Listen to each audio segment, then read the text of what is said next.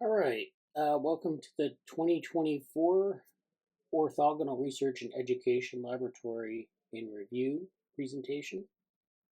I am Bradley Alicea. I'm the head scientist at OREL, and I'm going to talk about our activities over the past year. And these are our logos for our different initiatives and projects and groups that we have in the lab. So we have Open Science, Open Source, that's an interest group. We have the Cybernetics interest group, Representational Brains and Phenotypes interest group, and the Computational Developmental Systems interest group, which is a combination of computational psychiatry and computational developmental biology. We also do our Saturday morning NeuroSim meetings, and this is every Saturday. And we also have the PHASIC project, which is Physical Intelligence, Augmented Systems, and Complexity. And we have an educational initiative as well, which is sort of, I didn't put it in here, but you'll see we have some things going on in the group there. So our website is here, orthogonalresearch.weebly.com. We have a GitHub repository. And as always, we have the year in binary. So we have a number of collaborators and affiliates that we work with to facilitate a lot of our work. This year we swapped out the University at Albany with the University of Illinois, Urbana-Champaign. We'll come back to our partnership with the University at Albany in the future, but we didn't do anything with them this year. Whereas we did do something with Illinois this year, so that's on the list. Neurotech X, as always, that's through Morgan Huff and his initiatives. We get people who come through the lab who come from Neurotech X. We have a lot of sort of intellectual support from some of the things going on at Neurotech X, and we'd like to build that out in the coming year.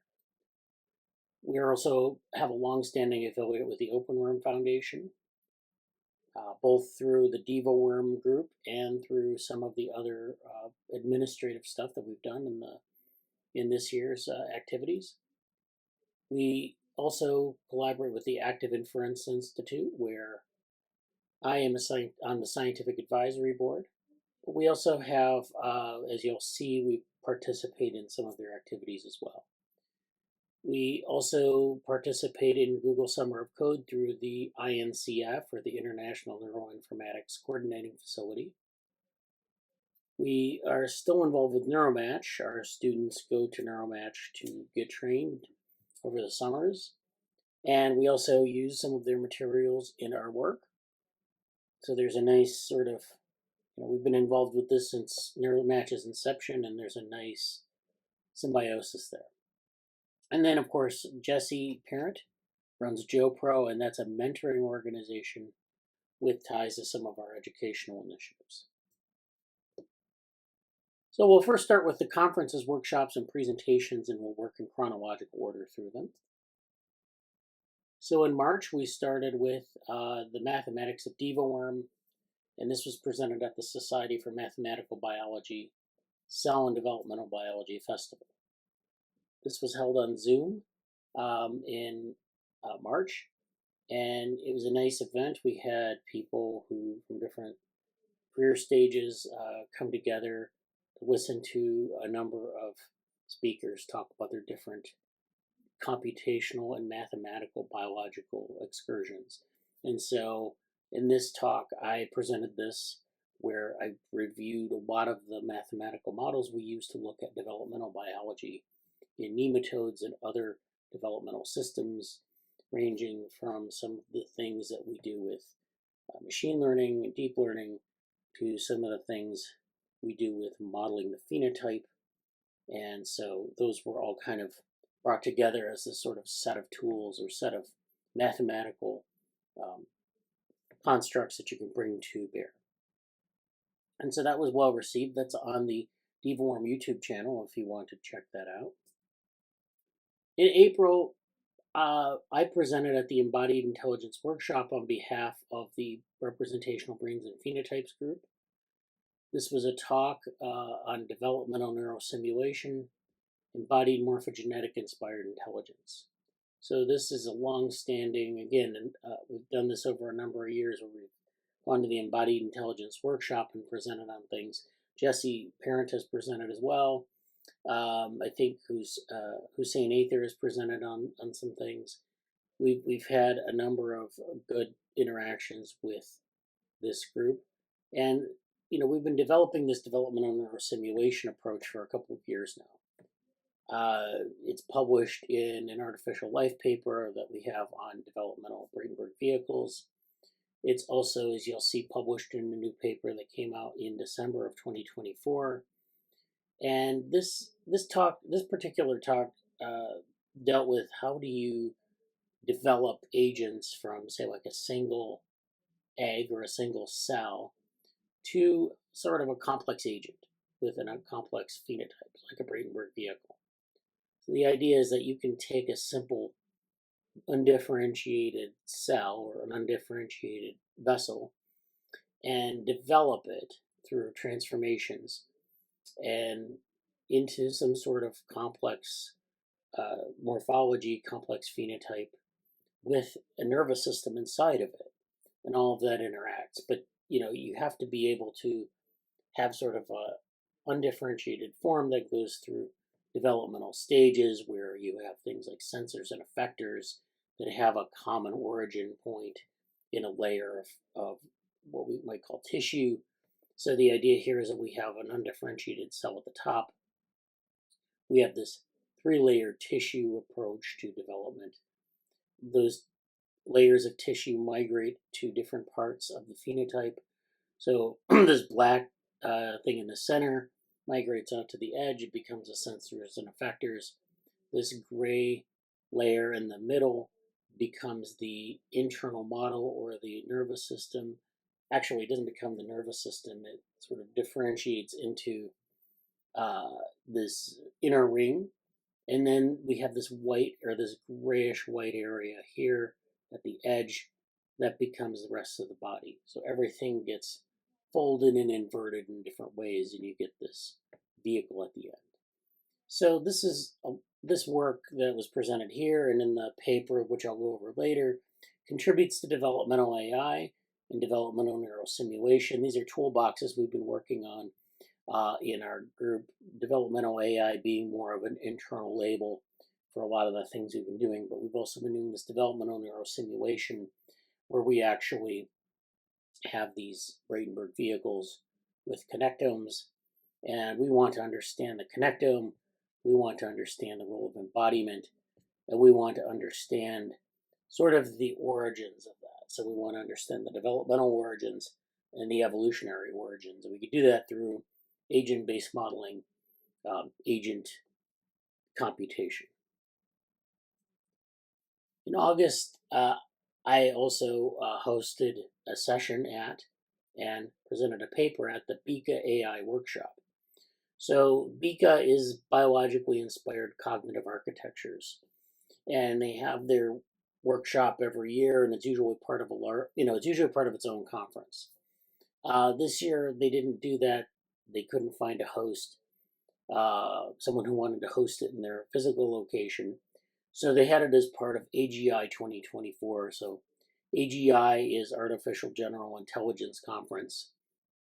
This was hosted in Seattle, Washington, and BICA AGI was part of that. It was like a day of activities, like 2 sessions and a poster session. And so I hosted one of the talk sessions. And, it's always a nice mix of people. It's very, very much different from the sort of AI that's pursued by the large corporations and by we're used to now being beaten over the head with machine learning and deep learning and all of these, this sort of arms race to the biggest and best computational models. And that's not what BICA is about. It's really about smaller models, sort of non-mainstream models, and really coming out of the tradition of cognitive science, and also other areas of science as well, where you're bringing together different concepts that maybe are less explored. So it's always a very interesting time because you're always getting people who are really kind of exploring topics you wouldn't hear about, let's say like NeurIPS or some of the other big machine learning conferences.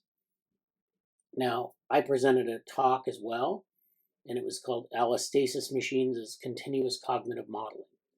So this is work that kind of draws from our group efforts in cybernetics, in representational brains and phenotypes. We published a conference paper a couple years ago on allostasis machines, which is this idea of bringing allostasis to a model of continuous performance where an agent with an internal model produces this performance trajectory. The performance trajectory is constantly perturbed by different perturbational forces. It could be things like if I take you during, if you're learning a motor task and I put you in an alternate sort of physical environment, like I put you underwater in a pool, or you're rotating on a carousel, or you're in a alternative gravity or something like that. Maybe you have a weight on your arm. That's a perturbation to your normal performance. And so you can actually perturb performance in a lot of ways where you kind of change the parameters of the performance and it maybe degrades the performance a bit. And your physiology has to adapt, or your internal model has to adapt to that. So that's the idea behind allostasis machines. And this paper kind of gives some mathematical models where we can kind of, measure some of these, trajectories. We can characterize them as dynamical systems and the like. In November, then, we all participated in the 4th annual Active Inference Symposium. So this is Active Inference's big activity of the year, the Active Inference Institute.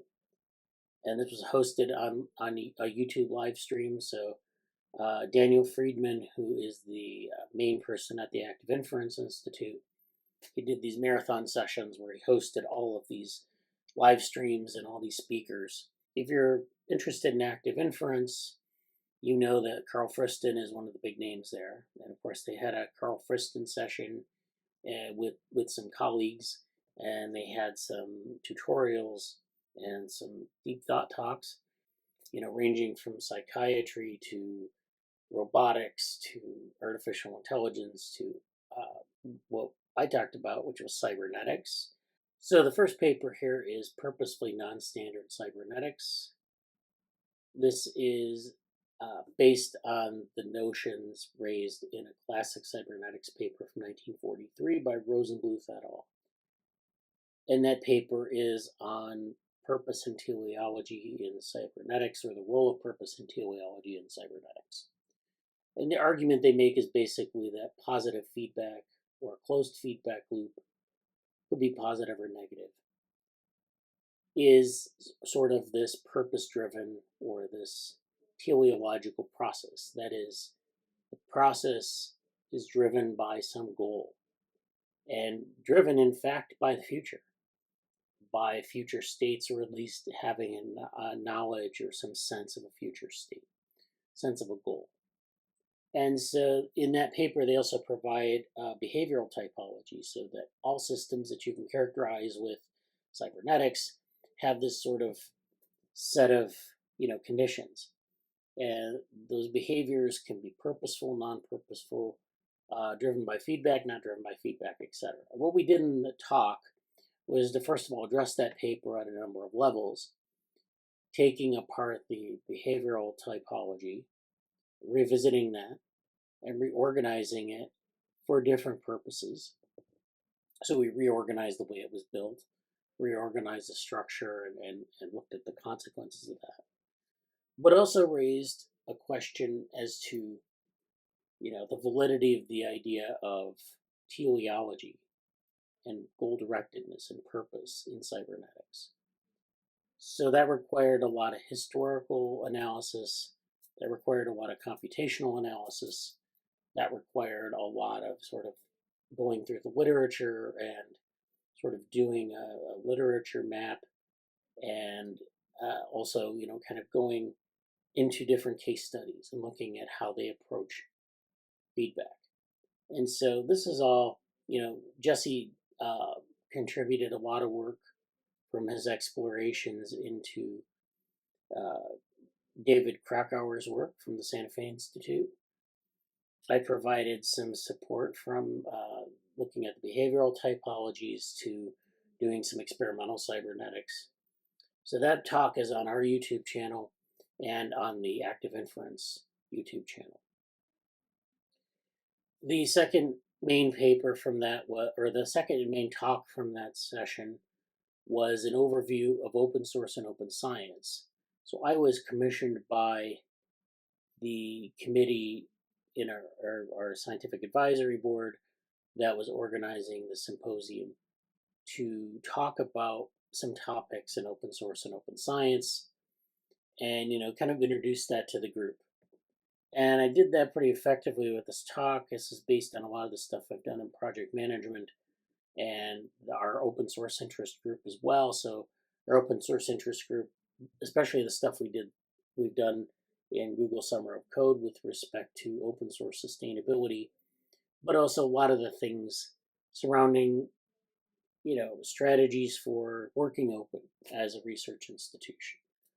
So, it's like publishing strategies, or how do you manage data, or how do you manage software? And that's another talk that was sponsored by us, which was by Stefan Bowman from the University of Queensland, and he presented on something called NeuroDesk, which is a virtual machine that you can run programs in for scientific analysis. And there are a number of benefits to doing so, including replication and other types of standards. And so this is something that I hope that, is helpful to people in the active inference community, that they can, better manage their research artifacts, better manage their workflows in science, and better manage their publication strategy. So we had the Stefan Bowman talk on NeuroDesk. That's on our YouTube channel and on the Active Inference YouTube channel, which features Stefan Bowman's work. He gives a talk, and then there's a little discussion at the end between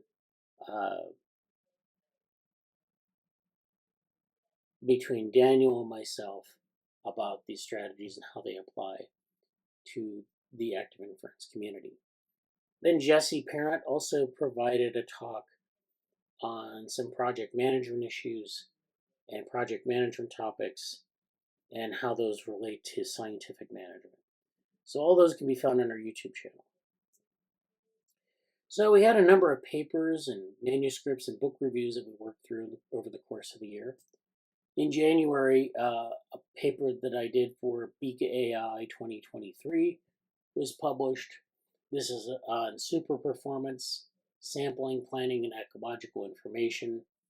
So this is a paper on looking at cross-species examples of sensory sampling or direct sensory sampling.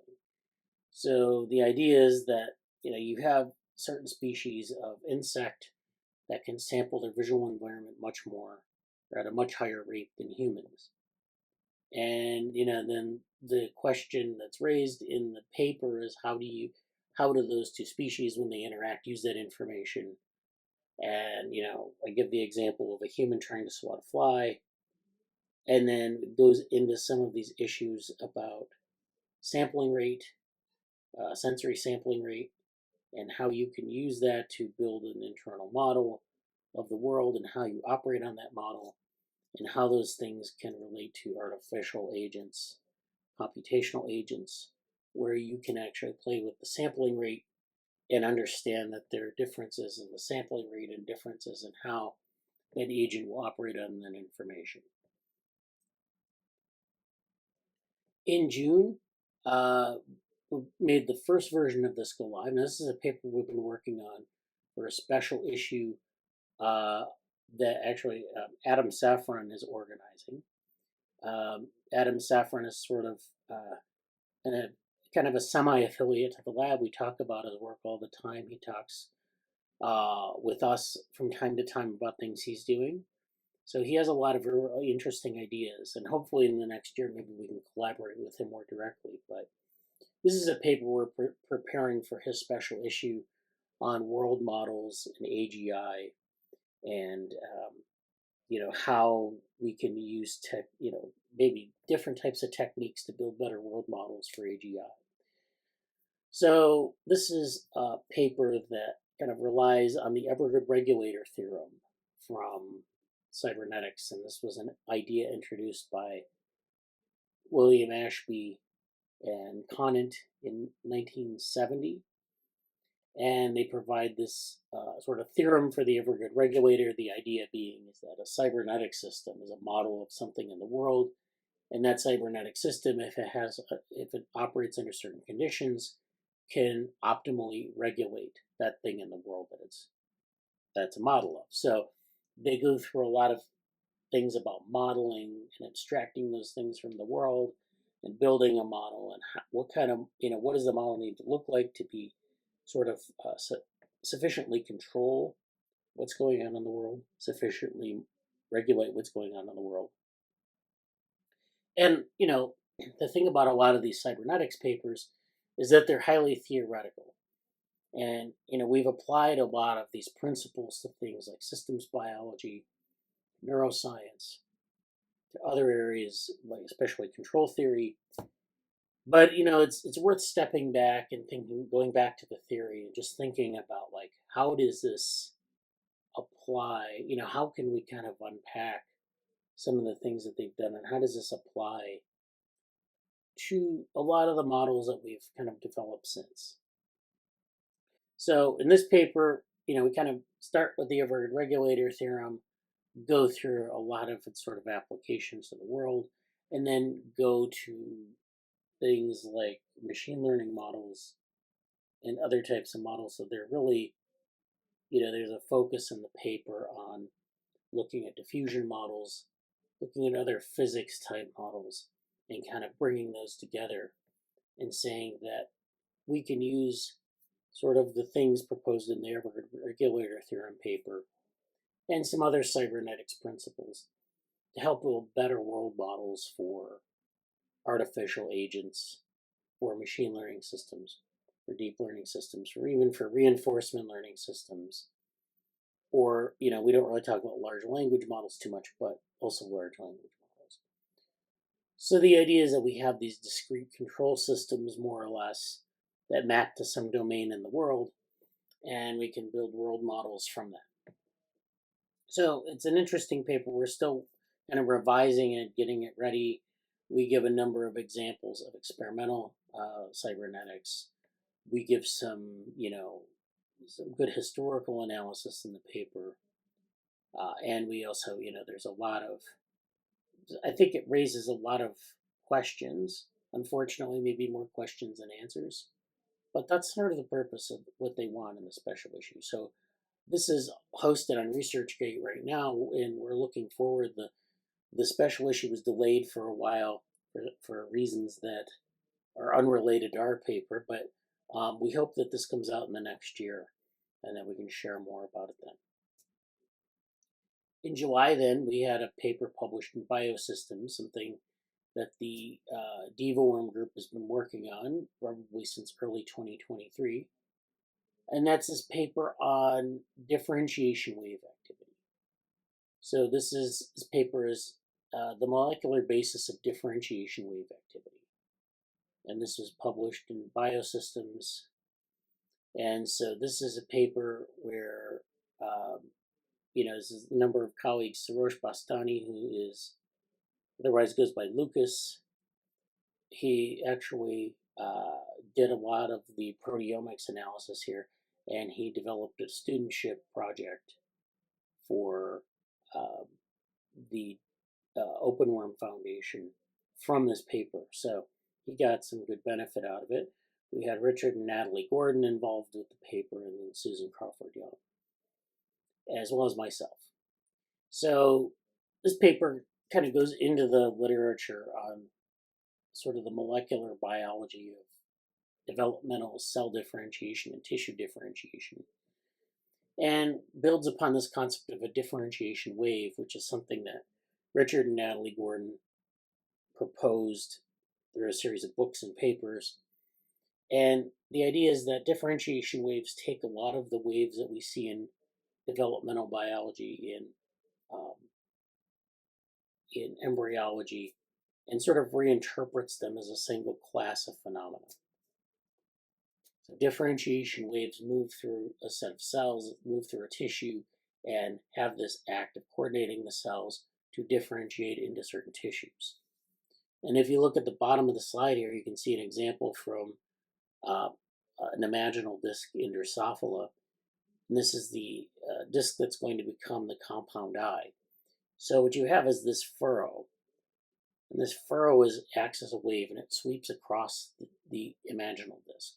So the furrow moves from right to left. And in this image, the furrow is about 2/3 of the way across the disc. And you see the furrow is like massive white. And it's this action that's moving across. It's this wave, and it's transforming the cells behind it by sending a signal to those cells. And the cells are then signaled to differentiate in certain ways. So you see behind the wave, you get these ommatidia, which are the the different parts of the eye that are kind of the repeatable elements of the eye. So the wave moves across the cells, moves across this tissue, instructs the cells to differentiate. They differentiate, and then when the wave hits the end of the other side of the disc, the entire cells or the entire tissue is differentiated into these ommatidia. And you see on the left of the furrow, you have these undifferentiated cells. So the idea is that before you get furrow action moving through an area, it's all undifferentiated, and you have no order. And you get order behind the furrow because the wave sends a signal to the cell. It initiates a number of molecular mechanisms.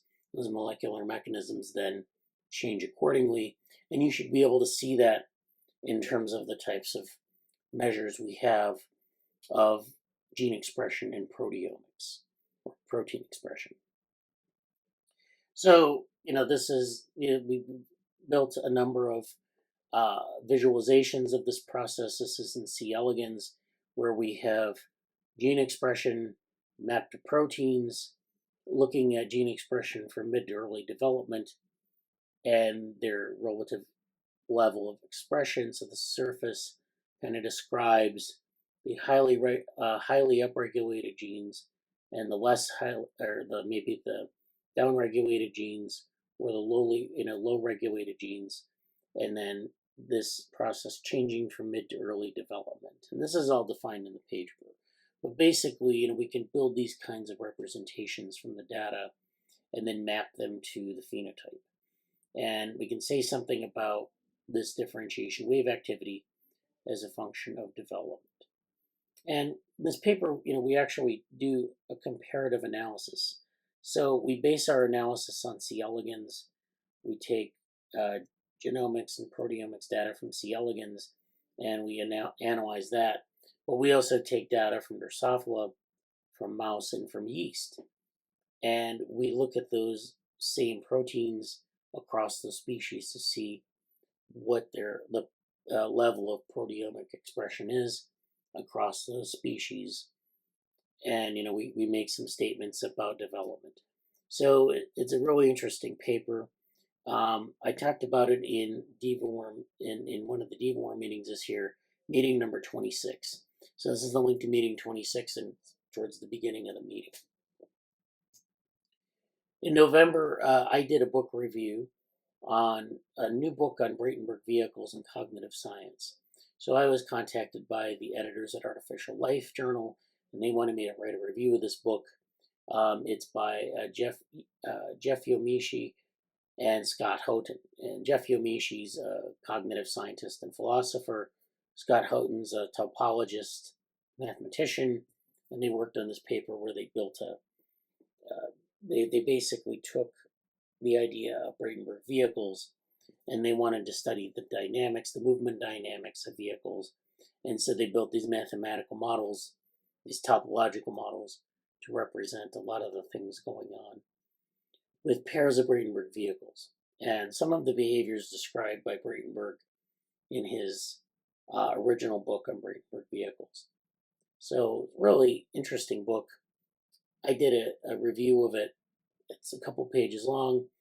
It just kind of talks about, how what the issues they raise in the book relate to different things in cognitive science, different things in learning, and some of the other work that's being done, especially by our group on Bradenberg vehicles. So it was all very interesting. There are a lot of issues related to dynamical systems and the analysis of embodied behavior and that sort of thing. So that just came out in November. So in December we had the work that was presented at Beacon AI, published in the proceedings. This is allostasis machines as continuous cognitive modeling, and this is part of the representational brains and phenotypes interest group. This, of course, covers in more detail what was presented in the talk during BICA 2024. And so that will contribute to our previous publication on allostasis machines from 2022 and help us build towards these dynamical systems models of artificial cognition and of not only cognition but of development and evolution as well. So in December we had a publication from associated with the Embodied Intelligence Conference go live. This is a paper actually that was developed out of our work on developmental Bradenberg vehicles, but also considering something called continual learning, or what we're calling in this paper continual developmental neurosimulation. So this is building on this developmental neurosimulation theme. And this is something, the paper that was written back in 2020 and 2021.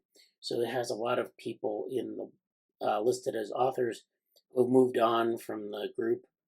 Rashab, Stefan Akshara, and then Avery, who's a long-standing member of the lab, who interacts with us, not in the meeting so much, but like indirectly through Jesse. He was, we had a really good talk in one of our meetups, so forth. So this is the product of a lot of that work, and it's finally been published in this forum. It's related to a lot of the work we've been doing on developmental neurosimulation. And the idea is that we're using embodied computational agents to build these models of continual learning, or learning that isn't just based on like a single task or a single sort of epoch of time. So in, say for example, in Bradenberg's work on Bradenberg vehicles, it gives some toy examples of how a Bradenberg vehicle might move towards a light source or move around in a space where there are different chemical resources like foodstuffs or something, and they exhibit these chemotaxis or phototaxis, and they move around in this way. And in our developmental Bradenberg vehicles paper, Ankit Gupta developed a model of sort of collective Bradenberg vehicles and how they move around like different environmental sources of interest, such as phototaxis or chemotaxis. And it produced a lot of interesting dynamics. But that's just kind of a short epic. It doesn't really describe like how, not only how the environment changes, but how the agents can change as well. And so in this paper, we kind of explore more, go down some of those paths where the agent is changing along with its environment, and how you can build a timeline that not only, is sort of the short-term learning with respect to a single task or a single environment, but going across environments, going across tasks, and even especially considering when the agent changes significantly through development or through evolution or through just kind of engaging with its environment, synthesizing learning for multiple tasks, and so forth. So we also spent a lot of time this year on things like blogging, topical development, and outreach. To get the kind of output of papers you saw there, we have to spend time developing the concepts, developing ideas, but also giving, attending lectures, making outreach to other groups, building collaborations, and so forth. So the first thing I want to highlight is this post for Darwin Day 2024. This was posted by Bradley Alicea, myself, and this is a post that considers uh, sort of something that I've been working on for a long time, and it's this idea of building models that are what we call biologically convoluted. In other words, you can build, say, like a nervous system, or a model of a nervous system, or a model of a physiological process that is optimal.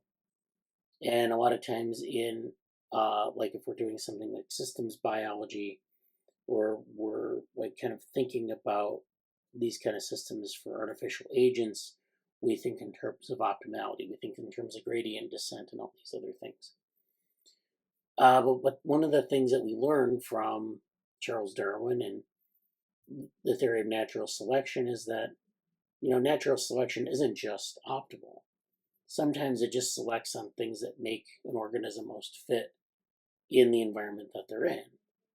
But that environment, of course, changes over time, and the organism evolves over time. So you get a lot of these sort of things that are remainders of that process.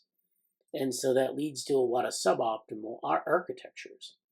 And so that's what I covered in this blog post.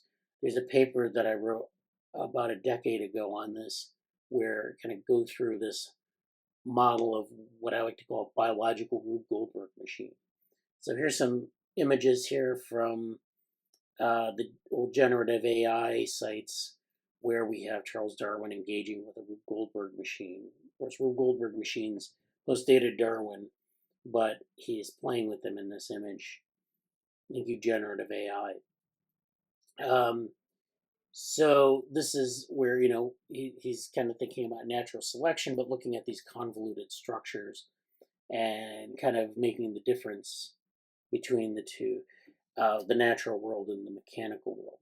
So this blog post is on Synthetic Daisy's blog, and it was covered in DevaWorm, one of the DevaWorm meetings this year, meeting number 6. So the link for that is down here, the YouTube link. Jesse Parent attended this event, and he wrote a blog post on it on our Medium. So the OREL Medium link is here. And this was a conference. He lives in Boston. He attended this conference at Mass General, and it was hosted by Mass General Brigham and MIT, and it was on applying artificial intelligence to medical research and finding cures for diseases. So it's called the AI Cures Conference. So he kind of went over that in one of our meetings and did this blog post on this. Finally, Morgan Huff has been developing this stream of different resources on what I might call neurodevopsych. And it includes a number of areas of interest that he's doing research on, and kind of, doing reading on and developing ideas for, and developing sort of his own style of thinking about these problems. So in our Slack, which is being backed up to our Discord, and these are the Slack channels that I have listed here, we have brain organoids, computational psychiatry, and neuroscience networks. If you go into our Slack, you can go to those 3 channels and you can see what he's been doing. Unfortunately, Slack, we don't have a paid version, so those links get lost, but I've been backing those up to our Discord, a number of different channels in our Discords. But what we're trying to do is we're trying to mine these channels so we can actually put together some seed paper, some idea papers on this, some proposal papers where we kind of propose our own view of things based on the literature. It's kind of like a literature review and kind of like thinking about how we might put our own stamp on it. So these are things we're actively working on. And this is part of our computational developmental systems group. It's basically the conduit into DevaWorm from the OREL group, but also from, it's computational psychiatry, and even some things on brain organoids and neuroscience networks and complexity theory. So this is, this is an active area. It's an area to watch in the next year. Definitely, Morgan has some, interesting takes on these things. He's bringing together a lot of research that, isn't like I don't know if people are necessarily thinking in this direction. I mean, there are people thinking these directions doing primary research. What we want to do is kind of get our own take on it. It'd be almost like a meta take, and so we're moving in that direction. So this is a very active area of outreach and thinking about developing new research. So we're also doing a lot of education and mentorship. The first thing, of course, is we've been involved in Google Summer of Code, as we are every year. We hosted 2 students through DevoWorm. The first is Mahul Arora, who worked on this project Hyper DevoGraph. This is developing hypergraph models for the C. elegans embryo. So hypergraphs are graphs with multiple nodes and multiple edges, and these things called hypernodes and hyperedges. So a hypernode contains a bunch of conventional nodes and network nodes. It might be like a module of a network, and you can represent it as a hypernode. And then each hypernode is connected by several hyperedges, which are a bundle of conventional edges that connect these hypernodes. And you can use hypergraphs to do a number of things. You can look at their power spectra. You can look at sort of hierarchical problems or nested problems or problems with multiple layers of complexity. And so he's been developing a number, I wrote a preprint last year on applying hypergraphs to embryos, and then he worked on some technical aspects of that. And so that preprint that I put out last year will be a paper by Mahul and myself on these hypergraphs and hypergraph approaches to looking at developmental biological systems. Paki Manchalia took another direction on our graph neural networks area in DevoWorm, and she looked at how you can grow graph neural networks using something called neural developmental programs.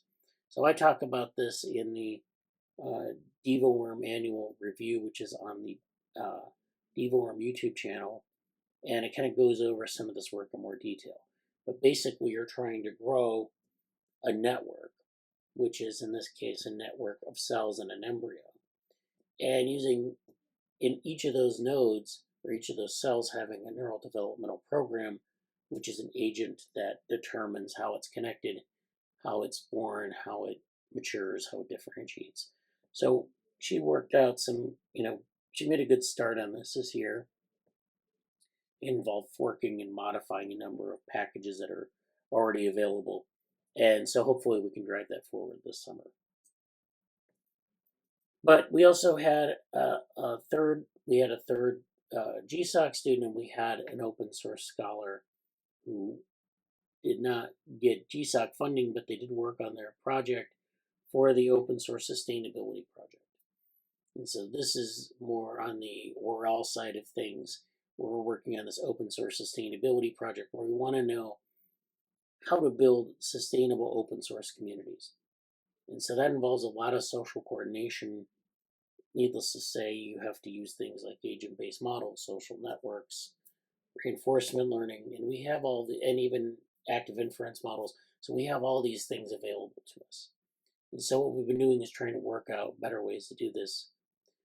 Sarah actually worked on a project this summer where she combined agent-based models with large language models.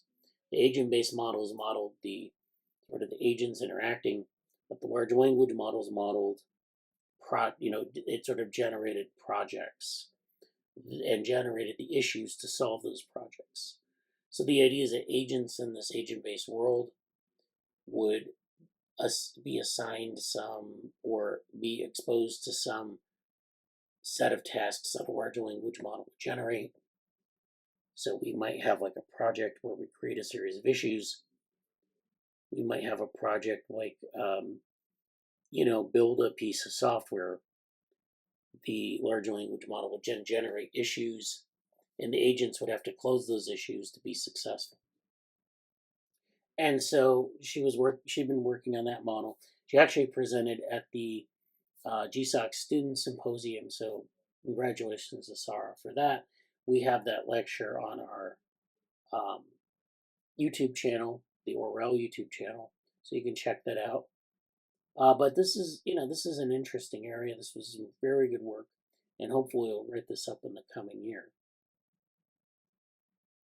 And so Shubham Soni, who was not funded by GSOC but was an open source scholar this past summer, continued the work of R.V. Rajagopalan and Himanshu Shogul in working on these reinforcement learning models or multi-agent reinforcement learning models for open source communities.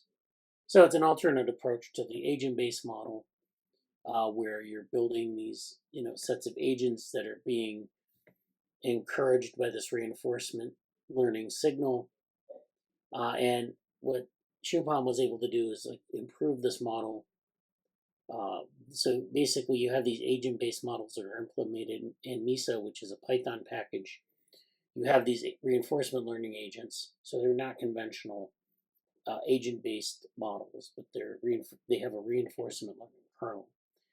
And he was able to develop these different sized issues, look at how agents respond to those different sized issues, and he was also able to integrate some of Sarah's work on large language models in terms of creating tasks and issues for agents to solve. And so this is some of his work shown here.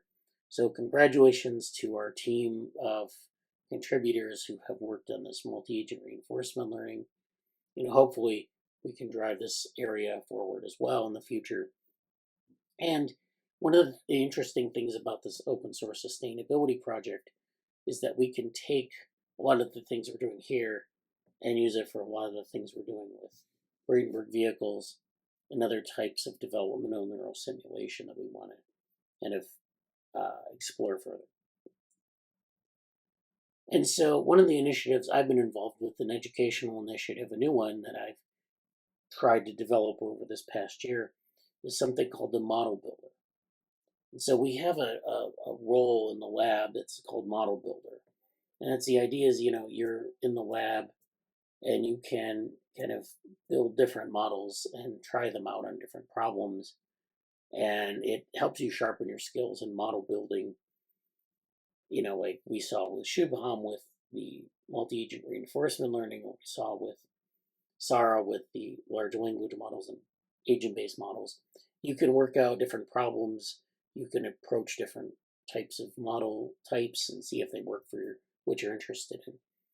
So that's where this comes from. And so what I'm trying to do is I want to go to, an environment where people are maybe working on different, maybe they have a class project from another class where they might want to understand the model better, where they might want to gain exposure to their project in a broader context.